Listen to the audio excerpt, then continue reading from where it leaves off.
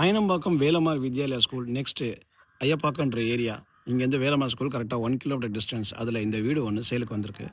இது வந்து பார்த்தீங்கன்னா 1800 ஸ்கொயர் ஃபீட் லேண்ட் ஏரியாவில் double bedroom all kitchen covered car பார்க்கிங்கோட இருக்குது. கிரவுண்ட் ஃப்ளோர் மட்டும்தான். ஃபேஸிங் வந்து பார்த்தீங்கன்னா வெஸ்ட் ஃபேஸிங்.